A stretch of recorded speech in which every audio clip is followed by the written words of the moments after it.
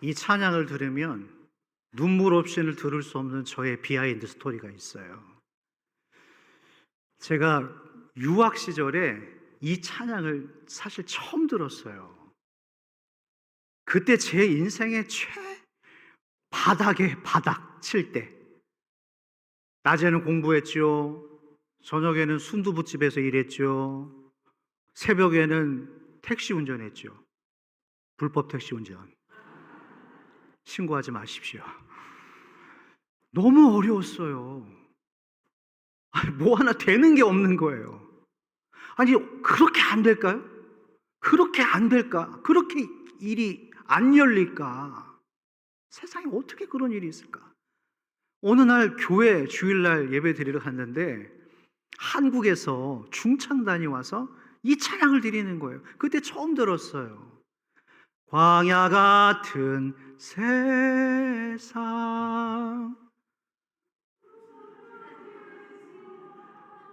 주여. 일부가 더 낫다. 이 노래를 처음 들었어요. 얼마나 위로가 되는지.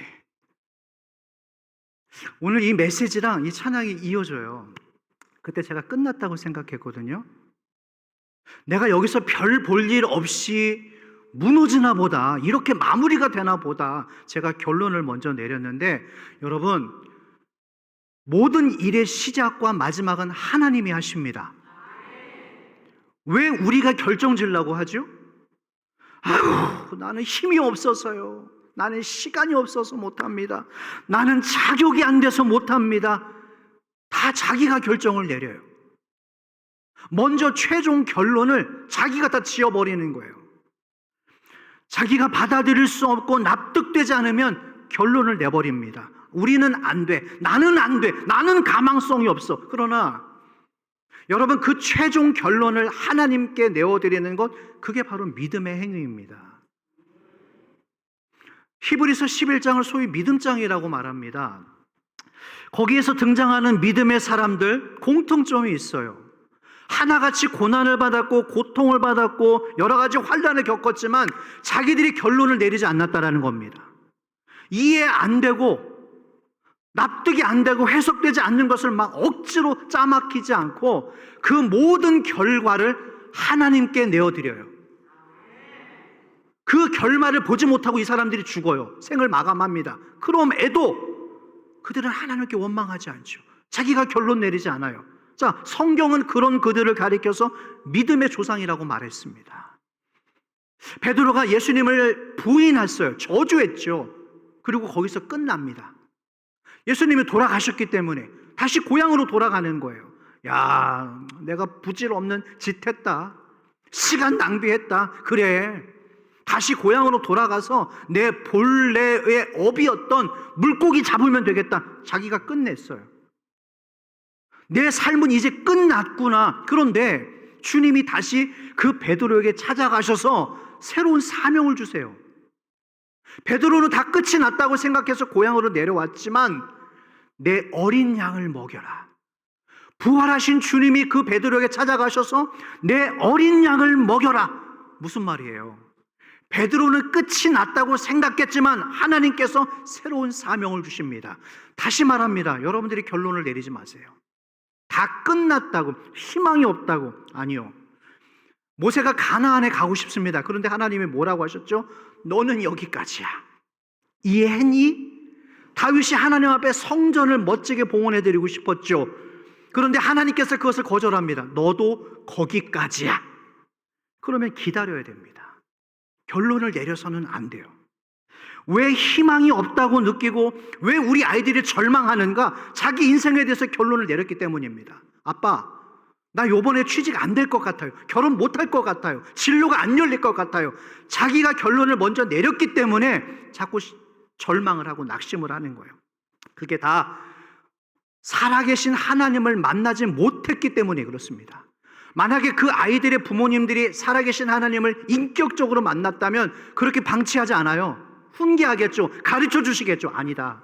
하나님이 너의 길을 열어주실 것이다. 살아계신 하나님을 만나지 못하면 부모님들이 그 아이들에게, 절망에 빠진 아이들에게 희망을 주지 못해요. 제가 이번 주에요, 지난주에요, 영상을 하나 봤거든요. 한 꼬마 아이가 제가 봤을 때 한 4살, 5살 됐을까? 그런 아이가 엘리베이터에 갇혀요. 얘가 어떻게 기도하는지 아세요? 한번 볼까요? 자, 영상 한번 보겠습니다. 엘리베이터에 갇힌 한 아이, 어쩔 줄 몰라 하며 발을 동동 구릅니다. 곧이어 두 손을 꼭 모으고 웅크려 앉아 기도를 시작하는데요. 이 소년의 기도가 통한 걸까요? 잠시 후 엘리베이터 문이 열립니다. 소년은 잠시 머뭇거리더니 이내 엘리베이터에서 나가 탈출합니다. 현지 시각 28일 프리프레스 저널이 보도한 엘리베이터 CCTV에 엘리베이터에 갇힌 어린 소년의 모습이 화제인데요. 영상 속 아이는 겁에 질린 채 주님 문을 열어주세요. 조금 무섭지만 주님이 저와 함께 계신 걸 알아요 라고 속삭입니다. Jesus, por favor, abre a porta do elevador. Eu tô com um pouquinho de medo, mas eu sei que o Senhor cuida de mim. 아이가 기도를 마치고 아멘이라고 말하는 그 순간 굳게 닫혀있던 엘리베이터 문이 활짝 열립니다. 조금 놀란 듯 뒷걸음질 치던 소년은 문이 닫히기 전 재빨리 엘리베이터에서 탈출하는데요. 영상은 SNS를 중심으로 빠르게 확산하며 감동을 주고 있습니다. 네티즌들은 아이의 순수함이 너무 아름답다. 두려운 상황에서 바로 기도할 수 있는 신앙심이 대단하다. 혼자 무서웠을 텐데 장하다 등의 반응이 이어집니다. 대단하죠. 주님이 저와 함께 하시는 것을 알아요, 믿어요. 이 어린아이가 아멘 하자마자 문이 쫙 열려버립니다. 문이 열리기를 축원합니다. 하나님이 나와 함께 하심을 알아요. 그래서 예수님이 이런 말씀을 하셨죠. 결단코 너희가 누구와 같지 아니하면, 어린 아이와 같지 아니하면 결단코 천국에 들어갈 수 없을 것이다. 여러분, 오늘 본문은 나아만 장군의 이야기입니다. 이 사람이 병을 알아요. 나병이라고 하는 문둥병을 앓습니다. 여러분, 아까 서두에 말씀드렸던 것처럼 우리가 현실적인 결론을 먼저 내려볼까요? 결론을 먼저 내린다면 이 사람은 죽을 사람이에요. 곧 죽을 사람. 우리의 결론은 이처럼 절망적입니다. 희망적이지가 않아요. 곧 죽을 사람. 자, 그런데 이 사람이, 결론을 먼저 말씀드리면, 어린 아이의 살과 같이 회복되어서 깨끗하게 되었다고 그랬어요. 우리의 섣부른 결정을 뒤집어 엎어버리는 것입니다. 자, 오늘 저는 여러분들을 그 현장으로 모셔갈 거예요. 그냥 가지 마세요. 하나님께서 어떻게 해서 이 사람에게 이와 같은 기적이 찾아오게 되었는지 여러분들이 그 기적의 주인공 되기를 축원합니다. 1절 말씀 우리가 읽지 않았지만 1절, 자, 다 들어오세요. 시작. 아람 왕의 군대 장관 나아만은 그의 주인 앞에서 크고 존귀한 자니 이는 여호와께서 전에 그에게 아람을 구원하게 하셨음이라. 그는 큰 용사이나 나병 환자더라. 말씀 띄워주시고요. 여러분들이 주목해야 될 것이 있습니다. 첫 번째 줄이에요. 아람 왕의 군대 장관, 국방부 장관이에요. 신분이. 자, 그리고 맨 밑에 그는 큰 뭐라고 그랬죠? 이게 중요해요. 이게 팩트예요. 됐습니다. 정리 한번 해보시죠. 나아만이라고 하는 사람은 아람 왕의 총사령관, 국방부 장관입니다. 핵심 요인이고요. 그리고 자기가 섬기는 왕에게 총망받는, 신뢰를 받는 그런 용사라고 그랬어요. 큰 용사. 그런데 팩트는 뭐예요? 맨 마지막에 이거예요. 곧 죽는 사람이에요. 여러분, 이게 중요합니다. 국방부 장관이라고 하는 타이틀이 중요한 게 아니에요. 해외 유학파, 박사, 석사 학위가 중요한 게 아니에요. 연봉, 억대 연봉이라고 하는 이 스펙이 중요한 것이 아니라 그가 나병 환자더라. 그가 곧 죽을 사람이더라. 국방부 장관이라고 하는 그 사람의 성공과 명예와 돈이 죽음 앞에서 그의 타이틀이 아무런 의미가 없다라는 거예요. 그런데 왜 많은 사람들이 아직도 그 명예의 야욕을 버리지 못하고 그것만 취하려고 하는지. 죽음 앞에서는 이 타이틀이 아무런 도움이 되진 않습니다. 자, 그런데 이제 죽을 사람인데 그에게 기회가 찾아와요. 잘 들으세요, 여러분. 이 죽을 사람 앞에 기회가 찾아오는데 항상 하나님의 하시는 일은 우리의 상식을 벗어나는 거예요. 뜻밖의 사람, 오늘도 뜻밖의 사람이 나타나요. 내가 전혀 기대하지 않았고 내가 전혀 상상조차 하지 않았던 뜻밖의 사람을 통해서 이 실마리가 풀어집니다. 지금 새롭게 누군가와 교제하시는 분들이 있죠. 분명히 있을 거예요. 특별히 우리 젊으신 분들, 직장 생활하시면서 또 여러 가지 생활하면서 누군가를 새롭게 만나게 될 것인데, 여러분 그 인간관계 속에서 구별을 하세요. 그 사람이 나에게 축복을 가져오는 사람인지 재앙을 가져오는 사람인지 분별하시길 바랍니다. 할렐루야. 잘 분별하십시오. 인간관계를. 축복을 가져오는 사람인지 재앙을 가져오는 사람인지. 자, 오늘 이 나아만이 뜻밖의 사람을 만났다고 그랬죠. 그가 누군지 한번 살펴보십시다. 2절입니다. 제가 읽어볼게요. 그게 누군가 한번 보세요. 전에 아람 사람이 떼를 지어 나가서 이스라엘 땅에서 누구를 잡았다고요? 어린 소녀 하나를 포로로 잡아왔는데, 그가, 다 같이 시작, 그가 나아만의 아내에게 수종들더니. 됐습니다. 이 여자아이가 뜻밖의 주인공이 누구냐면, 이 떼를 지어서 아람 사람들이 이스라엘 땅에서 포로 여자아이를, 어린 여자아이를 잡아옵니다. 그 잡아온 여자아이를 누구에게 넘기냐면 나아만 군대 장군의 사모님에게 여종으로 보내주는 거예요. 이런 아이예요. 자, 실마리가 이 아이에서부터 시작합니다. 누가 상상이나 했겠어요? 이 아이가 그 핵심의 키를 갖고 있을지 누가 알았겠냐라는 겁니다. 귀를 열고 들으십시오. 자, 3절 읽어보겠습니다. 다 같이 시작. 그의 여주인에게 이르되 우리 주인이 사마리아에 계신 선지자 앞에 계셨으면 좋겠나이다. 그가 그 나병을 고치리이다 하는지라. 무슨 말이냐면, 아휴, 우리 주인님, 우리 사령관님, 우리 고향의 이스라엘의 선지자, 지금으로 말하면 목사님이라고 한번 표현을 해볼게요. 우리 그 목사님 만나서 말씀 한번 듣고 예배 드리면, 기도 받으면 나으실 것인데. 여러분, 이 여자아이가 이런 말을 지금 던진 거예요. 한번 생각해 볼까요? 어린 나이에 졸지에 나라가 망하고 이방 나라의 포로로 끌려왔어요. 어쩌면 이 과정 속에서 자기 부모가 죽었을지도 몰라요. 그러면 복수의 칼을 갈았겠죠. 두고 보자. 내가 지금은 어린아이지만 내가 상황 봐서 내가 당신들, 이 사령관을 죽이고 말 거야 라고 하는 마음을 품지 않았겠어요? 자, 그런데 자기 주인이 나병 걸려서 죽을 사람이라는 것을 알고 자기도 모르게 감동이 오는 거예요. 여러분들도 이런 경험을 해보셨을 거예요. 자꾸 저 집사님의 생각이 나. 자꾸 저 아무개 집사님의 가정의 자녀들의 생각이 나고 감동을 주시는 거예요. 부담감을 주시는 거예요. 기도해 주어라. 전화 한번 해봐라. 한번 찾아가 봐라. 한번 예배를 드려봐라. 감동을 주신다면, 만약 여러분들의 감동을 주신다면 그건 하나님이 주시는 마음이다. 실천을 하시기를 축복합니다. 이 여자아이가 자기 주인에 대한 알 수 없는 감동이 오는 거예요. 자, 그래서 무심코 자기 여주인에게 지나가는 말로 말한 겁니다. 아휴, 우리 주인님 딱하네. 사마리아에 계시는 우리 목사님 한번 만나면, 예배 드리면 고칠 수 있을 것인데. 뜻밖의 발언이죠. 즉 나아만 장군의 구원이 여기처럼 보잘것없는 한 어린 무명의 노예 소녀에게서부터 실마리가 풀려진다라는 거예요. 여러분, 기적은, 하나님의 은혜는 이렇게 우리에게 흘러 들어옵니다. 할렐루야. 여러분들의 상식을 뒤엎는 거예요. 아까 우리가 서두에 뭐라고 그랬어요? 결론 먼저 내지 말라고 그랬죠. 왜 결론을 먼저 내밀죠? 아휴, 너는 안 될 것 같아. 이번 기수는 안 될 것 같아. 아니요. 마지막 결론은 하나님께서 내리신다라는 겁니다. 이 상식을 뒤엎었어요. 사마리아에 있는 우리 선지자께서 당신의 병을 고칠 수 있을 것입니다. 대체 이 어린아이의 이 믿음은 어디서 왔냐라는 거예요. 될지 안 될지도 모르는데. 이 말을 들은 나아만 장군이 어떻게 했을까요? 첫 번째, 야, 무슨 말도 안 되는 소리냐. 지금 시대가 어떤 시대인데 예배를 드려? 기도를 해? 하나님을 운운하냐? 집어쳐라. 두 번째, 그래, 한번 가보자.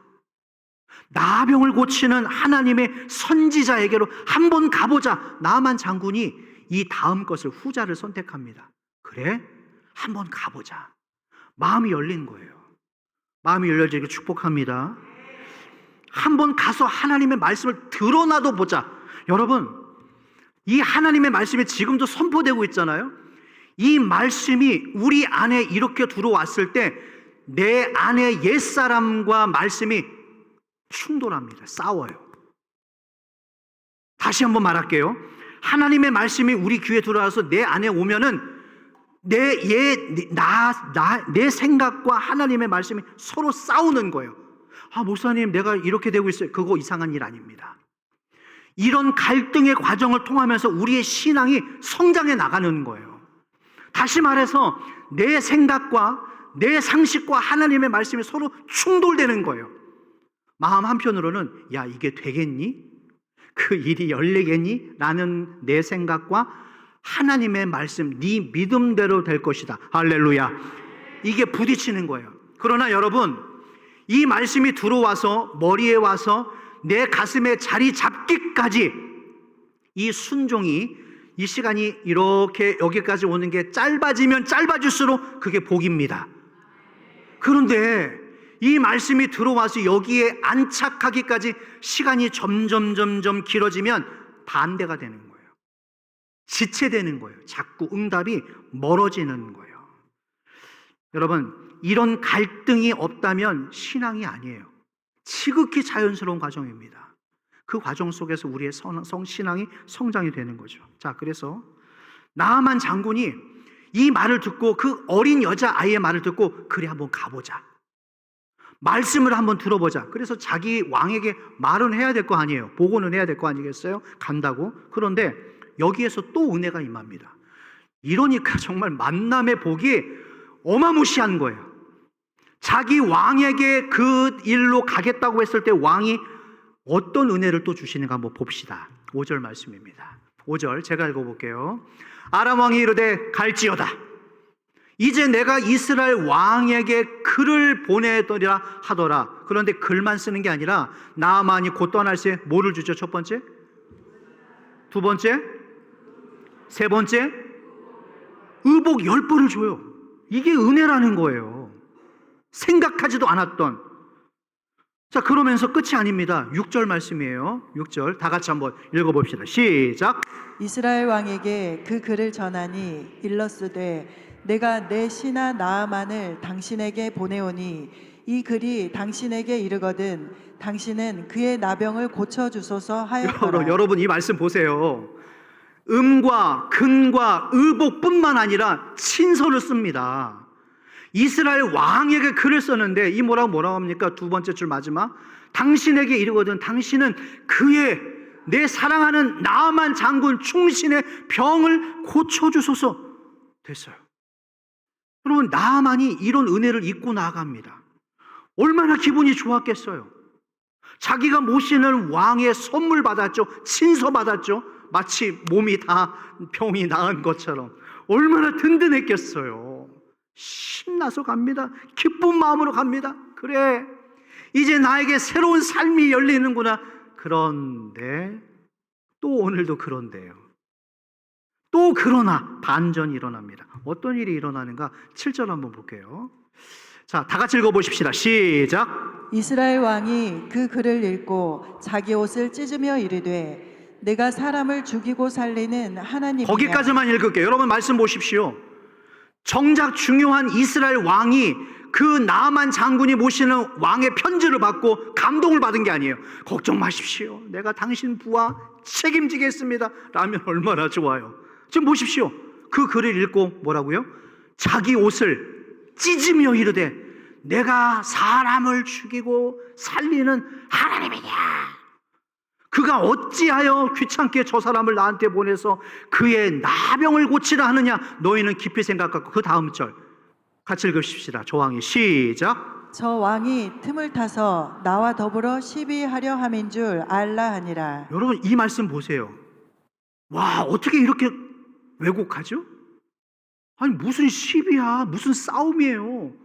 그냥 잘 고쳐달라고 편지 보내주고 선물까지 보냈는데 이렇게 사람들이 왜곡하는 거예요. 무슨 말입니까? 여러분, 사람들이 내 마음 같지 않아요. 격하게 반응하십니다. 예, 그렇다라는 얘기죠. 여러분, 사람들의 해석이 내 마음 같지 않아요. 아니 어떻게 무슨 시비를 누가 언제 싸움하자고 그랬어요. 선물 보내면서 고쳐달라고 그랬죠. 여러분 이게 현실입니다. 이게 저와 여러분들이 지금 살아가는 이 세상의 현실이라는 거예요. 한 나라 왕의 엄청난 지지와 신뢰를 받고 친서까지 받고 갑니다. 뭐가 무서워요? 이보다 더 좋은 백이 어디 있겠어요? 그런데 정작 이스라엘 왕이 이 편지를 받고 곡해버립니다. 나한테 지금 시비 거는 거야? 내가 하나님이야? 왜 귀찮게 저런 사람을 보내서 말이야? 여러분 모든 일에는 걸림돌이 있습니다. 그러나 여러분들이 지금 앞에 있는 그 문제와 걸림돌을 이상하게 생각하지 마십시오.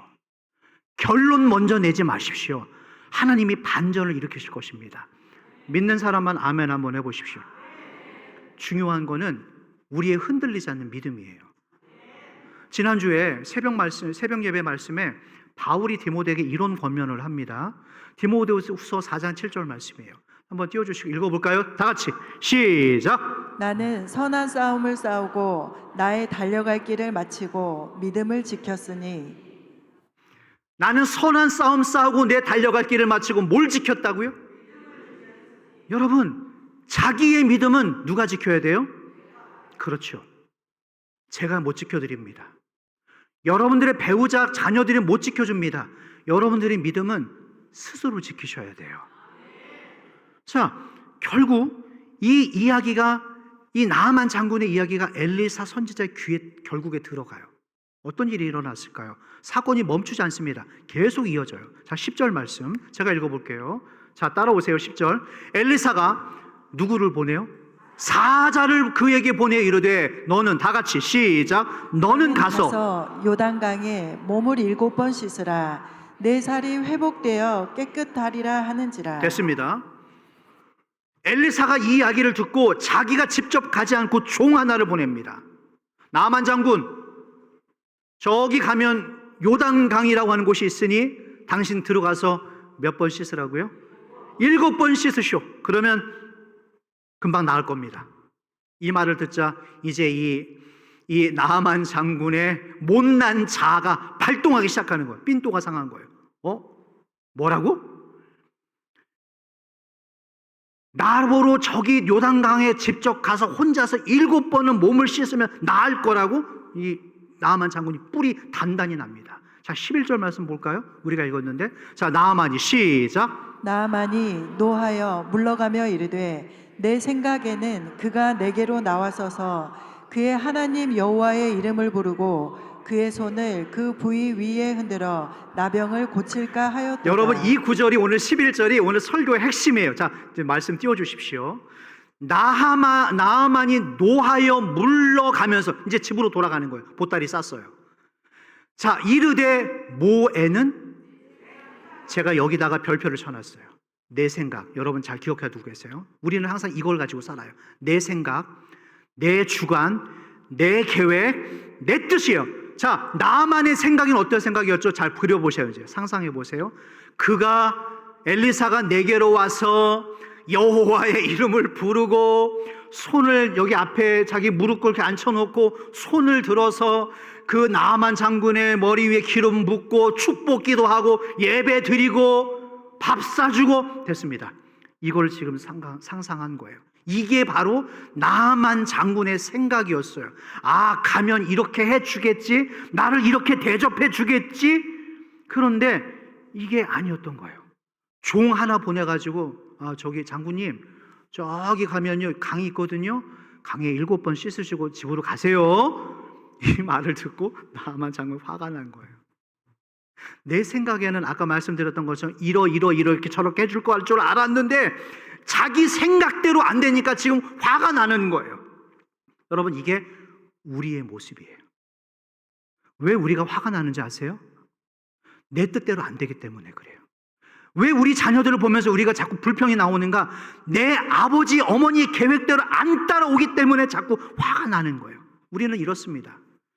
내 뜻대로 안 되면, 내 계획대로 안 되면 일단 화가 나요. 막 스멀스멀 올라오기 시작합니다.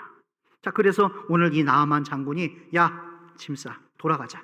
다 필요 없어. 다 필요 없어. 기분 나빠서, 내가 말이야, 기분 나빠서라고 하나님의 처방을 무시해 버린다라는. 하나님을 만나는데 가장 큰 걸림돌이 무엇인가? 바로 아까 별표, 내 생각이에요. 내 자존심, 내 계획. 나만이 나병이 걸려서 이제 곧 죽을 사람인데 아직도 자존심은 살아있습니다. 시퍼렇게 살아있어요. 내가 말이야 이래봐도 아람 국가의 이 국방부 장관인데 말이야, 멋진 제복 입고 왔겠죠. 그렇죠? 훈장 달았겠죠. 계급장 달았겠죠. 아주 좋은 세단 운전기사까지 딸린 그 관용차 타고 왔겠죠. 그러면 어떻게 해야 돼요? 선지자가 아유 오셨습니까? 아유 장군님 오셨습니까? 어서 오십시오. 기다리고 계십니다. 먼 걸로 오시느라 고생하셨습니다. 제가 기도하겠습니다. 예배 드리겠습니다. 조금만 기다리십시오. 이런 모습을 상상하고 왔는데 그냥 가셔서요, 요단강 7번 가셔서 몸 씻으세요. 그러면 됩니다. 이게 자기 생각과 자기 기대와는 전혀 딴판이었던 거예요. 자, 자존심이 짓밟혔던 거죠. 여러분, 은혜 못 받는 사람들이 누군지 아세요? 자존심 강한 분들입니다. 알량한 그 자존심 때문에 은혜는 못 받고 도리어 상처만 받아요. 받아야 될 은혜는 못 받고 받지 말아야 될 상처만 받는 거예요. 왜요? 자존심 때문에. 내가 이래봐도 최고 사령관인데 말이야, 전쟁 영웅이라고 하는 자존심, 어마무시한 직급이라고 하는 자존심, 왕에게 엄청난 인정을 받는다라고 하는 그 자존심. 해남중앙교회 교우들이요, 그 자존심 내려놓지 못하면 은혜 못 받습니다. 아멘입니까? 병 못 고칩니다. 그러자 이 만남의 축복이 또 여기서 발동되는 거예요. 아, 부하들을 잘 뒀어. 가자! 예, 주인님 가시죠. 집에 빨리 가고 싶었습니다. 라고 하지 않고 나만 장군의 부하들이 말려요. 장군님, 참으시죠. 장군님, 그래도 오셨지 않습니까? 말씀 들으셔야죠. 자존심 따지실 때 아닙니다. 얼마나 충성스러운 믿음의 부하를 뒀는지 몰라요. 자, 14절 결론의 말씀입니다. 자, 우리 14절 읽어볼까요? 천천히 한번 읽어보십시다. 시작! 나아만이 이에 내려가서 하나님의 사람의 말대로 요단강에 7번 몸을 잠그니 그의 살이 어린 아이의 살같이 회복되어 깨끗하게 되었더라. 말씀을 띄워주십시오. 여러분, 오늘 여기서 이걸 놓치면 안 돼요. 이제 설교를 다 놓쳐버린 거예요. 이거를 놓치면. 나아만이 내려가서 마음을 돌이켰습니다. 내려가서 누구의 말대로? 아까 11절에는 누구 생각이었죠? 내 생각이었던 나아만이 지금 어떻게 바뀌었어요? 누구의 말대로? 됐습니다. 자기 생각과 자기 자존심으로 그야말로 충만했던 나아만이 하나님의 사람의 말대로 그대로 가서 7번을 했더니 어린 아이의 살과 같이 회복되었더라. 할렐루야. 나아만이 하나님 앞에서 자기 자존심의 옷을 버렸어요. 화려한 장군의 옷을 벗었고 계급장을 버렸고 자존심도 다 떼어버렸습니다. 다시 말해서 하나님을 하나님으로 인정하기 시작됐다라는 거예요. 내 인생, 내 나병을 책임져 주시고 고쳐주실 분이 내 어깨에 걸려있는 그 계급장이 아니라, 사람들이 선망하는 그 훈장이 아니라 하나님으로밖에 시작되는구나. 그때부터 이 사람을 만져주시는 일이, 하나님의 역사가 시작되어집니다. 내려놨다라는 거예요. 신명기 8장에 이스라엘 백성들이 40년 동안 광야 생활을 하면서 왜 이 사람들이 광야 40년을 지나갈 수밖에 없었는지 하나님이 아주 상세하게 풀어주세요. 들어보실래요 한번? 신명기 8장 2절. 왜 하나님이 그들을 바닥을 치게 하셨는가? 왜 그와 같은 아픔을 주셨는가? 그 이유를 신명기 8장에서 알려주십니다. 자, 2절 제가 읽어볼게요. 네 하나님 여호와께서 이 40년 동안에 너에게 광야의 길을 걷게 하신 것을 기억하라. 이는 뭐라고요? 머리. 내 마음이 어떠한지 그 명령을 지키는지 지키지 않는지. 잠깐 멈출게요. 여러분들이 여기 이 말씀을 집어넣으셔야 돼요. 두 번째 줄 마지막. 너를 하나님은 우리를 낮추셔요. 너를 시험하사 네 마음이 어떠한지 네가 내 명령을 지키는지 지키지 아니하는지 너를 낮추사 시험하사. 자, 3절 말씀도 가볼까요? 너를 낮추시며. 또 나왔어요. 2번 나왔죠. 너를 낮추시며. 같이 하십시다. 너를 낮추시며 너를 줄이게 하시며 또 너도 알지 못하며 내 조상들도 알지 못하던 만나를 내게 먹이신 것은 사람이 떡으로만 사는 것이 아니요 여호와의 입에서 나오는 모든 말씀으로 사는 줄을 내가 알게 하려 하심이라. 오늘 이거를 가르쳐주고 싶었던 거예요. 세 번째 줄. 너를 낮추셨던 이유는, 우리를 낮추셨던 이유는 사람이 떡으로만 사는 것이 아니요 여호와의 입에서 나오는 모든 말씀으로 사는 줄을 내가 너에게 알게 하려 합니다. 만약 여러분들이 오늘 이 하나님께서 우리를 광야로 모시는 이유와 목적을 모르신다면 광야가 80년이 될 겁니다. 120년이 될 수도 있어요. 300년이 될 수도 있어요. 사람이 떡으로만 사는 것이 아니라 여호와의 입에서 나오는 모든 말씀으로 사는 줄 내가 너에게 알게 하려 하십니다. 할렐루야. 여러분, 나아만이 자기의 계급장을 내려놨어요. 자존심을 내려놨어요. 우리가 하나님 앞에서 내 생각과 내 고집을 내려놓는 과정, 이게 빨리 안 되잖아요. 잘 들으십시오. 광야가 길어집니다. 곱하기 2가 될 거예요.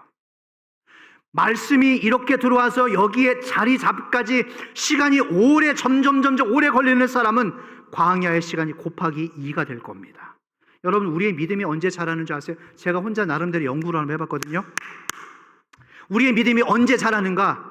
막 성령 충만하고 내 기도 응답이 막 그 다음날 빨리빨리 응답되어지고, 아유 집사님 내가 볼 때마다 칭찬해주고 싶어.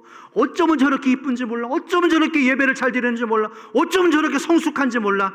그렇게 칭찬받을 때 우리의 믿음이 자라는 줄 아세요? 천만에요. 제가 경험해본 바로 우리의 믿음이 언제 자라는가? 고난 속에서 자랍니다. 고통 속에서 자라는 거예요.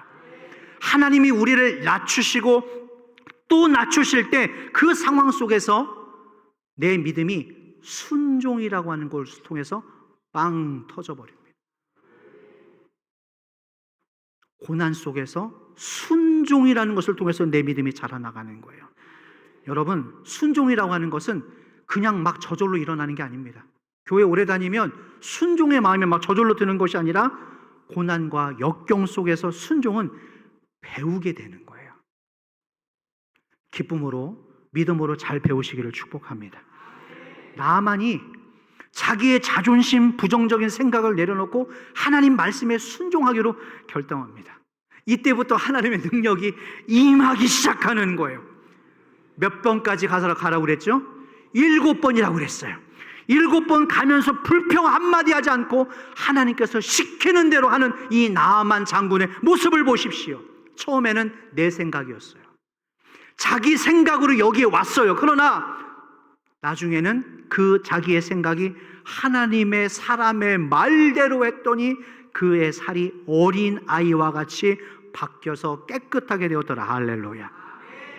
자존심 센 사람이 순종의 사람이 되었다라는 거예요. 교회 내에서 소위 문제를 일으키는 사람들 가만히 보잖아요.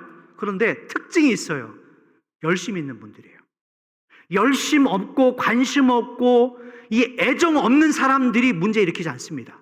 대부분 보면 열심 있는 사람들이 문제를 일으켜요. 이상하지 않아요? 왜 열심 있는 사람들이 문제를 일으키는가? 열심은 있지만 순종을 배우지 못한 거예요. 열심 참 좋은 겁니다. 그러나 그 열심이 자기 열심이면, 자기 뜻으로 충만한 열심이면, 하나님과 상관없는 열심이면 사람을 죽이는 열심이 됩니다. 말씀보다 더 중요한 것은 순종입니다. 순종을 배우십시오. 이 순종이 없다면, 안 된다면 차라리 열심을 내시지 않는 것이 자기 자신을 위해서 좋아요. 요한복음 2장에서 가나 혼인 잔치집에 예수님이 초대받아서 갑니다. 그런데 그 잔치집에 포도주가 떨어진 거예요. 이거는 정말 큰일 날 일이죠. 그런데 예수님의 어머니가 놀랍습니다. 아주 놀라워요. 예수님의 어머니가 이 사실을 간파하고 하인들에게 뭐라고 하냐면 2장 5절 한번 봅시다. 요한복음 2장 5절. 다 같이 시작. 그의 어머니가 하인들에게 이르되 너희에게 무슨 말을 하시든지 그대로 하라 하니라. 너희에게, 예수님이 너희에게 무슨 말씀을 하시든지 그대로 하라. 예수님의 어머니가 하인들을 불러다 놓고 이 말을 하는 거예요. 우리 아들 예수님이 너희에게 무슨 말을 하든지 뭐 하라고요? 그대로 하라. 다시 한번, 너희에게 무슨 말을 하든지 그대로 하라. 그러자 예수님이 하인들을 불러옵니다. 저기 있는 포도주 항아리 6개에 물을 갖다 집어넣으래요. 여러분, 이게 상상이 돼요? 포도주 항아리에 포도주를 사서 집어넣는 것이 아니라 저 포도주 항아리에 물을 집어넣으래요. 아, 저 사람 희한한 사람이네. 아니, 무슨 물을 집어넣으라고 하지? 하인들이 말 한마디 하지 않고 그 물을 갖다 채워 넣습니다. 어느새 그 물이 항아리 속에서 포도주로 변해서 사람들이 포도주를 마실 때마다 내가 먹어본 포도주 중에 최상의 극상품의 포도주를 갖고 왔다. 할렐루야. 여러분, 순종은 타이밍입니다. 순종할 타이밍을 놓치면 그게 온전한 순종이 아니라 순도가 떨어지는 순종이 되는 거예요. 저는 그렇게 표현하고 싶어요. 온전한 순종이 100이라고 한다면 시간이 지체될수록 순도가 떨어져요. 금도 그렇잖아요. 값싼 순종이 되는 것처럼, 금이 되는 것처럼 순도도 떨어집니다. 중요한 것은 순종의 타이밍이에요. 제가 요 얘기만 더 하고 이제 말씀을 맞춰져 갈게요. 사울 왕, 구약 성경의 사울 왕, 대부분의 사람들이 이 사울 왕을 부정적으로 생각하는 그림이 있는데 그렇지 않아요. 여러분, 이 사울 왕이 어떤 장점이 있냐면 일단 적극적입니다. 뒤로 빼지 않아요. 전투 터졌다, 자기가 앞장서요. 몰고 나갑니다. 그리고 전쟁을 치를 때도 전술과 전략을 가지고 나가요. 막 무작위로 주먹구구식으로 하는 게 아닙니다. 전술 전략 가지고 합니다. 키도 컸죠? 얼굴도 잘생겼어요. 장점이 많았습니다. 그런데 결정적인 그 사람의 약점이 뭔지 아세요? 그 사람의 약점이 무엇인가? 그의 인생이 왜 꼬였는가? 순종합니다. 순종 아니라고 하면 그건 오답일 수 있어요. 순종해요. 그런데 그 순종이 부족한 순종이에요. 100%의 순도의 순종이 아니라 모자란 순종입니다. 어쩌면 이게 우리 얘기가 될 수 있어요. 예배를 드리잖아요. 모자란 예배를 드려요. 제가 부탁하는데 예배 늦지 마십시오. 하나님 앞에 온전한 예배를 드리시고 반쪽짜리 예배 드리지 마세요. 예물 드리실 때 100의 온전한 순도 100의 헌물을 드리시고, 봉사하시는 분들 순도 100의 봉사를 드리시고, 기도하실 때도 순도 100의 기도를 드리십시오. 자꾸 순도가 떨어져요. 자기 생각 때문에 그래요. 아까 우리 나아만 장군이 자기 생각에는 이라고 했잖아요. 그 생각이 들어가면 들어갈수록 순도가 떨어집니다. 자, 사무엘상 15장 11절에서 뭐라고 하시는지 아세요? 이거 말씀 아주 중요합니다. 띄워주십시오. 사무엘상 15장 11절 제가 읽을게요. 내가 사울을 왕으로 세운 것을 후회하노니 그가 돌이켜서 뭐라고 했어요? 내 명령을, 이 부분이에요, 여러분. 그가 수많은 장점을 가지고 있지만 지금 둘째 절, 두 번째 절, 나를 따르지 아니하고 내 명령을 행하지 아니하였다. 됐습니다. 이게 그 사람의 결정적인 약점이에요. 순도 100의 예배, 헌금, 봉사, 기도를 드리지 않아요. 약간 모자란 것을 드려요. 나만 장군이 처음에 이랬죠. 내 생각에는. 그러나 이 사울 왕과 나만 장군의 다른 것이, 어떤 것이 다른가? 사울 왕은 자기 고집대로 했지만 결국 이 나아만 장군은 그 하나님의 선지자의 말대로 순종했다라는 거예요. 순종했다라는 거예요. 여러분, 부탁합니다. 하나님의 말씀에 내 생각을 자꾸 넣지 마세요. 내 생각을 넣으면 온전한 순종이 아니라 부족한 순종이 됩니다. 하나님의 힘을 얻으려고 하신다면 내 힘을 빼야 돼요. 내 계급장 떼야 됩니다. 내 자존심 내려놔야 됩니다. 내 생각을 접으시고 하나님의 뜻에 맞춰 드릴 수 있는 순종을 배우시는 저와 여러분들 되길 축원합니다. 말씀을 정리해 가 볼까요? 뭔가를 포기하려고 하시는 분들, 마음 접으신 분들, 그거 이미 결론을 내리신 거거든요. 철회하십시오. 그리고 회개하십시오. 왜 여러분들이 결론을 내리십니까? 하나님이 끝났다라고 말하기 전까지는 끝나지 않았어요.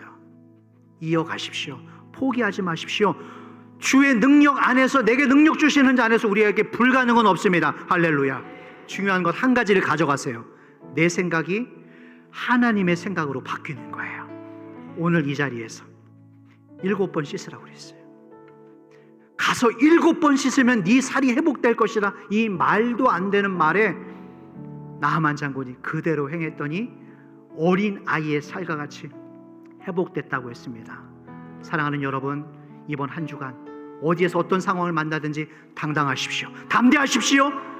말씀 가운데 순종함으로 나가는 저와 여러분들 되길 축원합니다. 찬양합시다.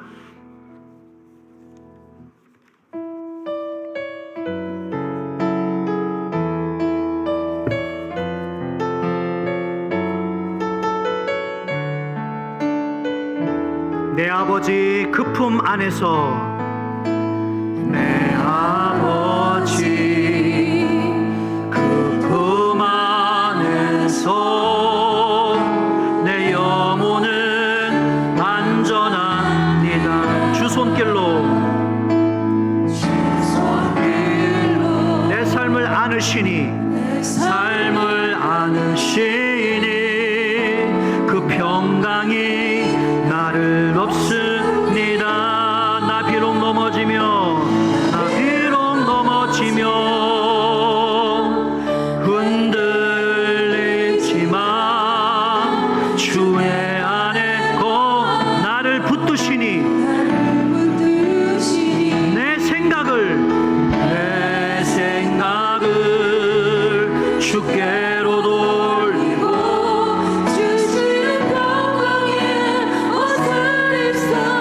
다 같이 주 약속 안에서, 약속 안에서 내 영혼 평안에. 아멘. 아멘. 두려움 다 내려 주님만 지혜, 주 안에서 내 영혼. 다시 하십시다. 내 아버지, 내 아버지 그 품 안에서 내 영혼은 안전합니다. 아멘. 내 삶을 안으시니, 삶을 안으시니 그 평강이 나를 덮습니다. 나 비록 넘어지며, 나 비록 흔들리지만 주 내 안에 거 나를 붙들어 주시니. 아멘. 주께로 돌리고 주시는 평강의 옷을 다 같이 찬양합시다. 주 약속 안에서 내 영혼 평안에, 주님의 계획 나